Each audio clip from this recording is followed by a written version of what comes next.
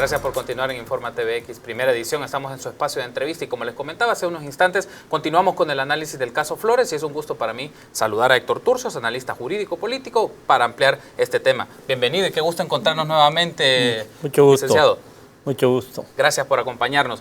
Me gustaría que para iniciar este análisis, señor Turcios, valoráramos lo que aconteció el día de ayer ante el Juzgado Séptimo de Instrucción desde la perspectiva jurídica. Hemos visto y hemos estado desarrollando en el transcurso de la semana a través de notas, de reportajes, de seguimiento, pero ahora nos interesa para nuestros amigos y amigas de la audiencia, el licenciado Turcios, poner en perspectiva a nivel jurídico qué fue lo que ocurrió el día de ayer. Si nos podría comentar particularmente qué ocurrió ante el Juzgado Séptimo de Instrucción. Soy Hernández Turcios. Hernández Turcios. Bueno, lo que ocurrió el día de ayer fue la finalización de la audiencia preliminar. Así o sea, ya se había realizado la audiencia inicial, se da lugar a que pasara a la audiencia preliminar, pero era tanto la cantidad de folios, miles de folios, que el juez se tomó el tiempo necesario para revisar, repasar y conocer ya desde el punto de vista jurídico el poder poner una resolución conforme a derecho, y por eso de la fecha de la audiencia preliminar al 3 de diciembre, él dice ese día la voy a leer la resolución. Entonces era un procedimiento necesario. Cuando los procesos son cortos, eso se puede dar en el mismo momento, ¿va? Incluso hay audiencias donde verbalmente las dan y después se pasan y se llegan a firmar. Pero esta era demasiada la cantidad de folios y por eso se dio en esa fecha. Ahora, ¿cuál es el resultado? El resultado así, en estricto derecho, es que hay una apertura para ir a sentencia, ¿va? O sea, el juez estima que los delitos por los cuales él es procesado, además de los 3 delitos tradicionales que venían como la forma de ingresar al procesado, al expresidente Flores, además de los 3 se le agrega el lavado de dinero y de activos. Entonces el proceso se abre a juicio, o sea, para sentencia por esos 4 delitos, ¿va? Que es enriquecimiento ilícito, peculado, desobediencia a particulares y lavado de dinero y activos. Entonces, el día de ayer, lo que fue conmocionante fue, además de agregar el lavado de dinero y activos, que es un delito terrible, fuerte, poco conocido en El Salvador, ¿verdad? Sí. A pesar de que lava mucha gente dinero, empresas y todo, ¿va? Porque no es un país limpio, ¿va? Sino que aquí suceden cosas terribles, pero que nunca han podido ser controladas, porque uno debe tener claro una cosa: el derecho lo hacen los poderosos y está destinado a que los poderosos no los toquen, porque ellos mismos inventan una serie de cosas para los cuales es bastante imposible llegar a ellos.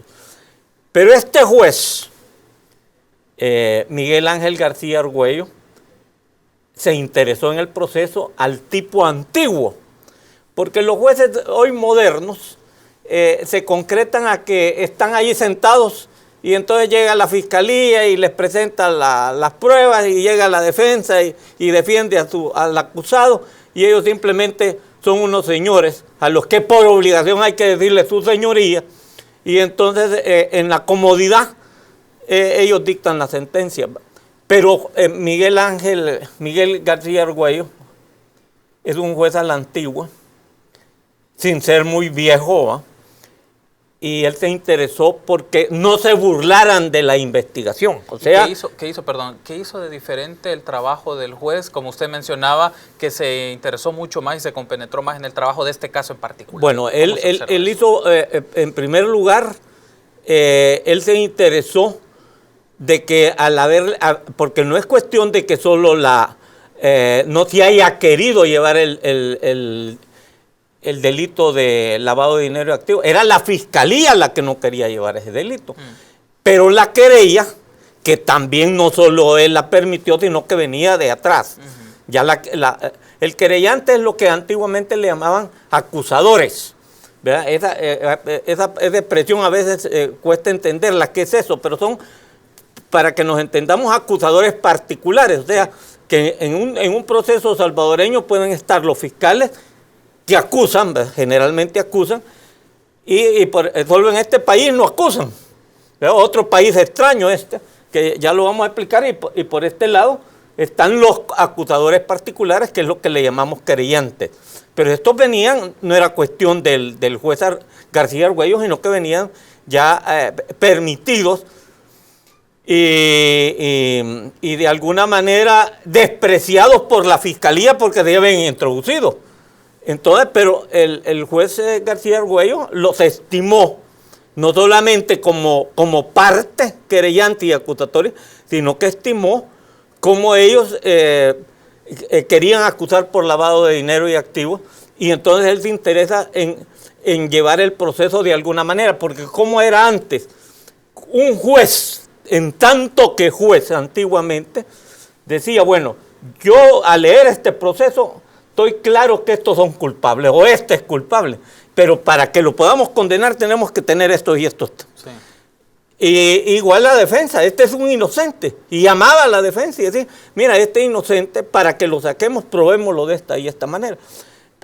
Hoy eso ha cambiado, pero no ha cambiado en el temperamento y el carácter de Miguel de García Argüello. Y hay un asunto, justo quiero tener su valoración jurídica de esto, licenciado Hernández Turcios, es el tema de la conexión del delito de peculado y cómo esto puede constituir que origine ilegalidad que conduce al tema del lavado de dinero, y que me gustaría ver ese punto de conexión, porque claro, la acusación del lavado de dinero no lo llevaba a la fiscalía, lo estuvo solicitando presentando la querella, y lo hemos visto en la presentación de notas hace unos instantes, ¿no? Que era algo que se tomaba o por sorpresa o era algo que no consideraba dentro de su trabajo la fiscalía. Bueno, antes, dentro de lo mismo, un paréntesis. Yo por primera vez, en el juicio CLN lo vi también, porque el juez dice, están todas las partes. Eso significa están, para que nos entendamos, acusadores y defensores. Sí. Pero en el caso del ENEL solo habían defensores, porque la fiscalía era defensora con los defensores. Primera vez en mi vida que yo miraba eso. En este proceso casi se da lo mismo. ¿Verdad? Que la fiscalía se pone a la par de la defensa, y si no llegan los querellantes, solo una parte iba, a pesar de que el juez dice, están todas las partes, que significan dos. Ahora, en lo que tú me preguntas, yo te voy a decir mi propia tesis. Okay.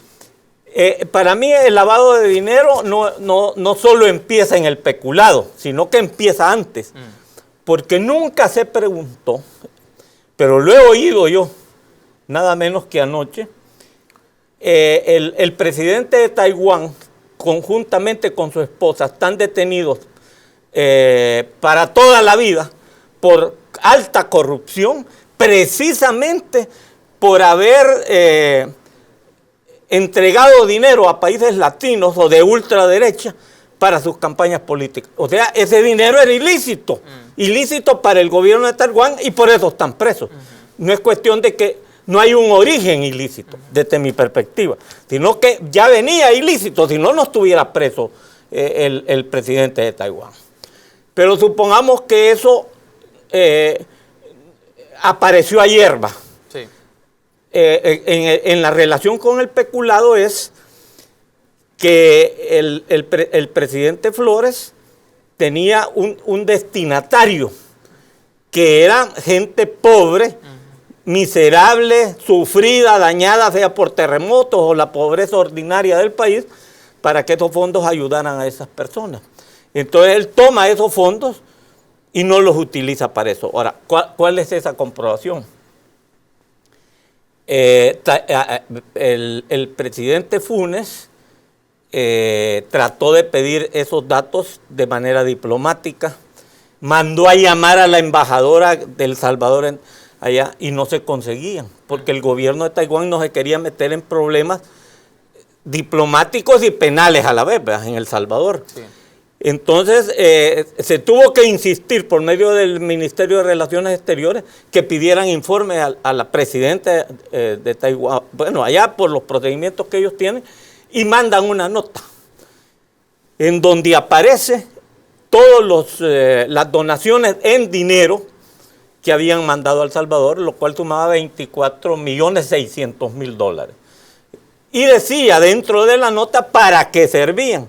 Habían como, creo que 10 escalas de donación determinadas para qué era ese dinero. Aparentemente 6 se habían realmente ocupado para determinados asuntos que el gobierno de Taiwán quería que se realizara, pero había otros 4 que estaban en total vacío. En ese vacío están los $10 millones famosos del ROS, y está también otros 5 millones que yo no, hasta ahora que los oigo de manera más determinante. Y entonces ese dinero, al tomarlo, porque aquí hay que aclarar otra cosa. La defensa siempre dijo, no hay cheques, no hay ningún documento que diga que venía para tal cosa, no hay forma de determinar que ese dinero no era para él. Y está claro, los cheques decían el nombre del presidente y presidente de la República de El Salvador y están endosados por él. Justamente. O sea, no hay forma de zafarse, no hay forma. De ahí vienen los datos que ha dado la presidencia de Taiwán, pero aunado a esto, hay documentos de Costa Rica, bancarios de Costa Rica, documentos contables, hay documentos de los Estados Unidos, como es el famoso ROS, y está otro documento de la inteligencia financiera, del sistema de inteligencia financiera del mundo. Okay. Porque nosotros creemos que los servicios de inteligencia solo sirven para andar espiando los que son de izquierda y los que andan en cuestiones así un poco que no le agradan al poderío económico capitalista. No, hay inteligencia hasta para robarse asuntos industriales y todo eso. Y hay un sistema de inteligencia solamente para los asuntos financieros donde aparecen las sospechas. Y ellos lo mandaron también. Ahora, aquí hay un problema que también hay que aclarar, que ese documento viene, lo agarra la fiscalía. La fiscalía agarra, por decir así, como de su propiedad, el reporte y ese documento. Y en una primera instancia se lo mandó al juez primero de instrucción, que es de donde sacaron el juicio para mandarlo al juez García Argüello. Sí. Entonces viene, la fiscalía lo manda, pero se arrepiente de haberlo mandado al juzgado de instrucción, al primero, y lo pide. Y además de que lo pide en la nota, que se lo devuelvan, que le devuelvan el ROS, que le devuelvan también el documento de inteligencia financiera, le dice al juez que no le vayan a sacar copias, que es prohibido incluso sacar fotocopias de eso. Entonces lo vuelve a tomar y ya no está. Tenemos que hacer la pausa, licenciado Hernández Turcios, pero regresando me gustaría que hagamos los puntos de conexión de lo que deriva del caso Flores y lo que significa también la fase de sentencia. Si le tenemos que hacer una pausa, vamos a hacer una pausa en unos instantes. Volvemos al segundo bloque de entrevista de Informa TVX.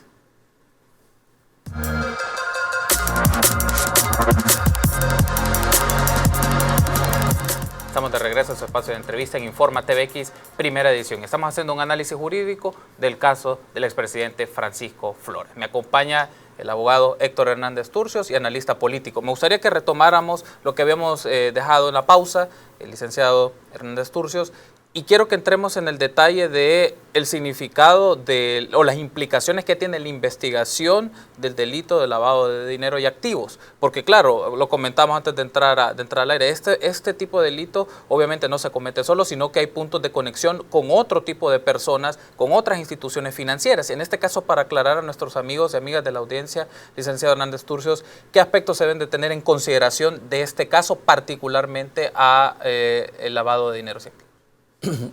Bueno, en primer lugar, este tipo de operaciones es complejo, porque de lo que se trata es de engañar, ¿verdad? O sea, uno debe entender que todo delincuente procura que no lo agarren, que no hayan pruebas.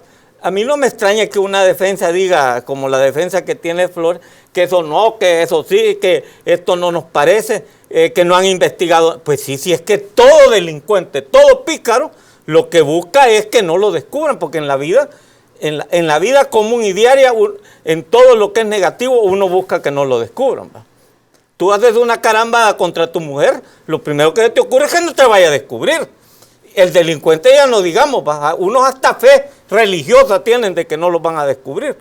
Pero en el caso de este tipo de delitos de dinero, para abreviarlo, donde hay en una forma de hacer acumulación de riqueza a través del dinero, sí, se trata de, en primer lugar, de saberlo colocar. Esa es la primera operación que se hace en lavado de dinero, es saberlo colocar. Ahora, indudablemente yo estoy seguro que Francisco Flores tuvo en la inteligencia que tenía que asesorarse cómo hacía eso. Tuvo que haber llamado al Ministerio de Relaciones Exteriores. Y si no llamó al Ministerio de Relaciones Exteriores, tuvo que llamar a Hacienda, a la Corte de Cuentas, como amigos de él, porque eran del mismo gobierno, cómo podía hacer una operación que quedara oculta, uno. O si no, tener asesores que saben hacer estas cuestiones, ¿verdad? Acuérdate tú que aquí en El Salvador han pasado lavadores potencialmente mundiales, como fue el caso del HBC, del banco HBC, que no se dice nada ya. ¿Verdad? Es que eso es lo raro, ¿verdad?, de este país. Ahora, Flores, para hacer eso, primero tenía que colocar el dinero. ¿Verdad? ¿A dónde lo coloca? Entonces él hace sus operaciones a través del Banco Cuscatlán. El Banco Cuscatlán tenía una sucursal en Costa Rica. Y entonces ese es lo que se llama la colocación. Pero como ahí llegó, incluso de ahí viene esa situación del famoso Ross, él lo coloca ahí, pero eso tiene que entrar al sistema contable del banco, ¿verdad? Al sistema financiero y todo eso. Y ellos dan informes nacionales e internacionales, pero estaba oculto. Pero para sacarlo de ahí, lo sacan de ahí y pasa a esa ONG que lleva el nombre de su señor. Lo interesante es que esa cuenta era, había un manejo colectivo. O sea, habían otras personas allí que tenían... En la ONG. En la ONG. Hasta allí la operación era individual, pero al llegar a la ONG, eso se llama en esta materia en hacer sombra. Tú tenés que ese dinero ensombrecerlo, o sea, que tenga una sombra. Esa sombra es la ONG doctor Antonio Rodríguez Por, y allí sí era una cuenta colectiva, ¿verdad? Con esa cuenta colectiva, él podía sacar ese dinero de ahí porque ya estaba ensombrecido y viene a parar aquí, a El Salvador. Entonces, esa serie de operaciones, según los sistemas de control, eso es lo que hace sospechoso el lavado de dinero. O sea, que tú movas el dinero y que lo movas hasta un punto en donde tú puedas sacar el dinero poco a poco, ¿verdad? Para que no se note. Poco a poco significa que puedes comprar casas, puedes gastarlo en medios de comunicación como políticos, puedes comprar carros, puedes comprar lo que sea, pero aparentemente ese dinero viene y lo agarra el COENA, ¿verdad? Bueno, yo he oído, es público que don Jorge Velado ha dicho que el dinero venía para Arena. Y si venía para Arena, ¿para qué anduvo dando todo ese paseo? Pues? ¿Verdad? Anduvo por todos lados, como que fuera línea de la telefónica, pues, que andan para cobrarte más, dicen que el cable anda por no sé dónde. Entonces vino él y llega ese dinero al COENA. Ahora, pero aquí hay otros dineros sospechosos dentro de eso. La pregunta es, bueno, ¿todo el dinero se usó o algún dinero se usó? ¿Quién otros se aprovecharon de eso? ¿Quiénes no se aprovecharon? Porque en los interrogatorios que han habido, unos dicen que no saben absolutamente nada, nada de nada. Entonces es posible, porque uno no puede decir, esos quizás no sabían nada. Pero para profundizar en el caso, licenciado Hernán Turcios, y significaría una investigación de la Fiscalía para ver otras personas que fueron favorecidas de estos fondos, es decir, para hacer la conexión y todo el esquema de los beneficiarios o destinatarios. No, es que eso no tenga duda que sucedió. Si a mí, pero si yo doy, por ejemplo, la investigación para que pueda perseguirse. Si yo, por ejemplo, soy el jefe de propaganda y contrato un medio, le digo, vos poneme $100,000, pero te voy a dar 50. Eso no lo dudes. Si somos salvadoreños, pues, ¿me entiendes? Salvadoreños pecaminosos, no cualquier tipo de nacionalidad, sino que nosotros sabemos pecar y lo peor es que pecamos a gusto, ¿me entiendes? No nos remuerde la conciencia. Entonces, ese dinero, por ejemplo, él dice, yo lo he dado a los destinatarios. Sí. No sé, él tenía, para que nos entendamos, tenía dos tipos de destinatarios. Los destinatarios que le había dado el gobierno de Taiwán y los destinatarios que a él se le ocurrieron, que puede ser el señor tal, bueno, empezando por el COENA. Sí. Y como te digo, don Jorge Velado ha dicho, esto vino para arena, ¿verdad? Ahora, pero aún así hay dinero perdido que no tiene sentido donde está, como estos 5 millones, ¿verdad? Que esos aparecieron hoy de una manera más clara, ¿verdad? Que están en la suma y resta, están, pero no se sabe dónde están, ¿verdad? Porque al COENA tuvo que llegar una suma determinada, pero estos dineros también anduvieron por otros lados. Aparentemente hay en las Bahamas, aparentemente ha llegado a los Estados Unidos también, ¿verdad? Entonces no son dineros fáciles de ocultar, porque cuando tú entre más operaciones hagas, podés disminuir las cantidades, pero más te persiguen, pues. Entonces, él no ha podido justificar esa situación. Otra de las... me gustaría pero déjame decirte una cosa.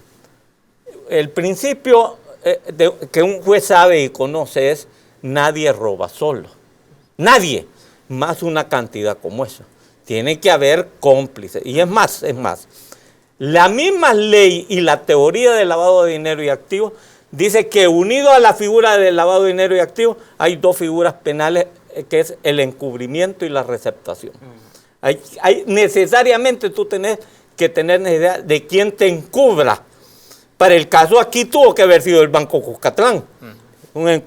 Y tenés que tener un receptor, que para este caso tuvo que haber sido la ONG que estaba en Costa Rica. Y fueron nombres que se mencionaron ayer cuando estaba leyendo el juez la resolución de este caso. Y me gustaría tener su apreciación de, bueno, ya no está el arresto domiciliar, sino que Francisco Flores tiene que ir a las Bartolinas de la DAN. ¿Reacciones sobre eso, licenciado? Bueno, si Francisco Flores realmente está enfermo, puede usar sus derechos, por supuesto. Pero si no está enfermo o quiere estar en su casa, es un derecho injusto mientras otras personas están en nuestras famosas cárceles, ¿verdad? Que aunque hoy no son clandestinas, pero el sufrimiento y el hacinamiento que hay es increíble. Ahora, realmente es que mira, cuando tú sos delincuente, que significa ser criminal, porque en El Salvador tenemos otra forma equívoca de apreciar las cosas. Aquí la gente cree que criminal solo es el que mata a otro. Criminal es el que comete cualquier delito, que estafa, engaña, causa violencia contra la mujer, etc. Todos ellos son criminales. Este es un caso criminal de un criminal que ha cometido un delito. Ahora, porque esa paja también que viene de que mientras no se demuestre, mientras no se demuestre tu culpabilidad, tú sos inocente, es una paja que no debemos de creer, ¿verdad? Porque a lo más que se puede llegar es que a una persona la declaren no culpable, pero inocente no. Si a veces tú puedes cometer los hechos más negros que hay y no te los descubren, y sos inocente, no, nunca. Puedes ser no culpable ante la ley, pero lo hiciste tan bien que los estúpidos creen que sos inocente. No sos inocente, sos no culpable jurídicamente hablando. Entonces, el derecho criminal y el único derecho que tiene el criminal es un derecho a la pena. El único derecho a la pena. y la pena se debe cumplir. Estamos llegando a la fase final de la entrevista, licenciado Hernández Turcios, pero me gustaría, para cerrar, las expectativas que vienen en la siguiente fase de sentencia, porque claro, ya ahí puede hablar de cuánto puede ser los años en prisión según estableciendo la culpabilidad. Entonces, para aclarar a nuestros amigos, ¿cuántos son los rangos de los años de pena según los cargos que se le está imputando al expresidente Flores? Bueno, el más grave es el delito de... Hay una cosa interesante. ¿Por qué la defensa y la fiscalía quería sacar a la querella? La quería sacar no porque no tuviera los papeles en regla, ni porque no fueran ciudadanos, que solo son estupideces macabras, o porque no tenían el poder en forma. La querían sacar porque ellos eran los que estaban con la fuerza del delito de lavado de dinero activo. Al sacarlo a ellos, se quedaban con los 3 delitos. Pero al meter García Argüello ese delito más los otros 3, por lo menos, así en un cálculo, así a la ligera, son como 30 años de pena. Pero ¿ese es en el caso de lavado o es la suma? No, la suma. La suma. En la suma. Es que ese delito de lavado de dinero es un delito que no te admite salidas, pues. Okay. ¿Me entiendes? Ya sos prisionero de una suma de la que no podés salir. Ok. Quiero agradecerle, licenciado Hernández Turcios, gracias por habernos acompañado y espero que en una próxima oportunidad pues sigamos haciendo análisis jurídico de los diversos acontecimientos que se dan en nuestro país y particularmente este caso. Gracias por habernos acompañado. Muchas gracias. Y a usted, tardes. amigos y amigas, gracias por haber estado en este espacio de entrevista. Vamos a hacer una pausa. Regresamos con Alejandra con más información. Primera edición de Infórmate BX.